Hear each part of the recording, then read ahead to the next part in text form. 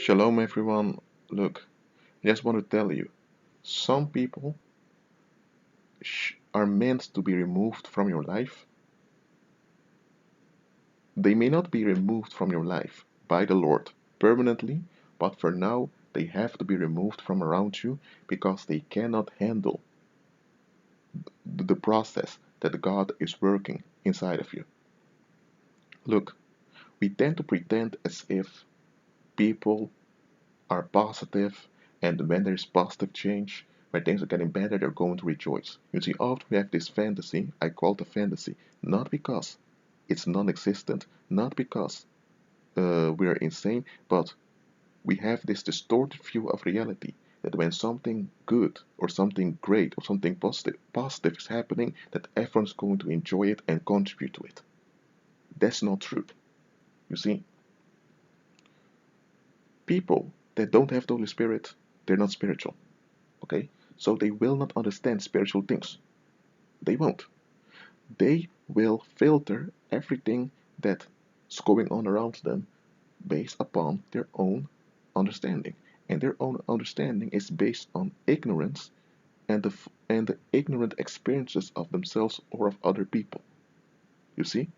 So when they see, let's say that you didn't do law school, you didn't even graduate in anything related to the legal system, but now you end up as an individual the deciding in court cases. You see, they cannot handle this. Or let's say that you used to be someone that what you used to be a drunkard, broke, without any future. You were arrested a few times, and now you end up becoming a leading figure in a community, making important economic and social decisions. A lot of people can't handle this. You see, a lot of people cannot handle positive change. A lot of people are attached to a lot of people are attached to negative patterns. A lot of people are. So when something good happens, they become frightened. You see? And you see, the Lord wants to spare you them freaking out. Because listen what I'm saying here. When people freak out because something is happening that they cannot explain with their social constructs, they get out of hand. Just look at Saul. Example from the Bible I'm using now. Saul was the king of Israel.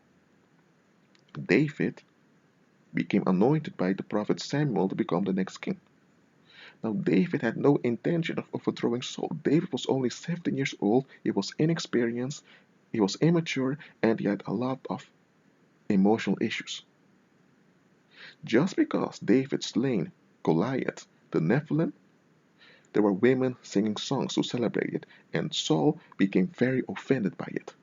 And for the next 13 years, he was attempting to murdering David, and in the process, he tried to kill his own son. He also mur- murdered a whole village, and he also committed genocide on an ethnic people that were not Hebrews.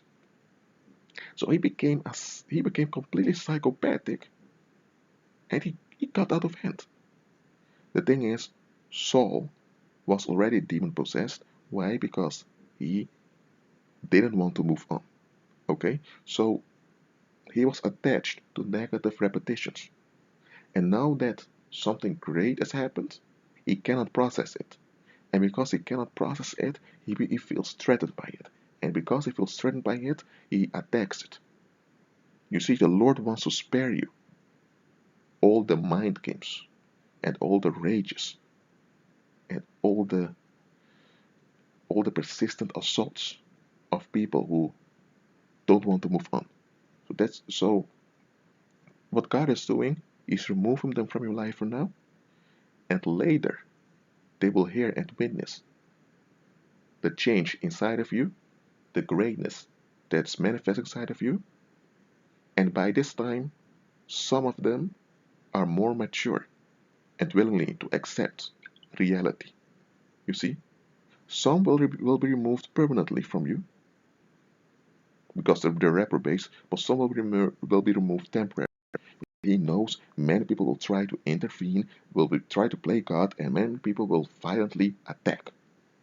And he wants you to be safe and to trust him and to move on. You see, you cannot receive the gifts of today if your hands are filled with the junk of yesterday. You see, you cannot drive a car and you're looking behind.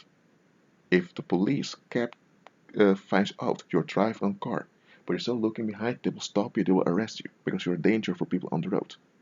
The same way, the process God is working out in you, it requires development. And you moving forward with all kinds of people that get a lot of junk with them, it's going to be a burden onto you. So the Lord is removing burdens from you. And so it's not sin you need to be delivered from. It's nothing. You say there's no iniquity that you need to be delivered from. It's just you need deliverance from people, and the Lord is doing it for you. So just trust Him. That's what I had on my heart to tell you now. Anyway, may the grace of Jesus Christ be with you. Shalom.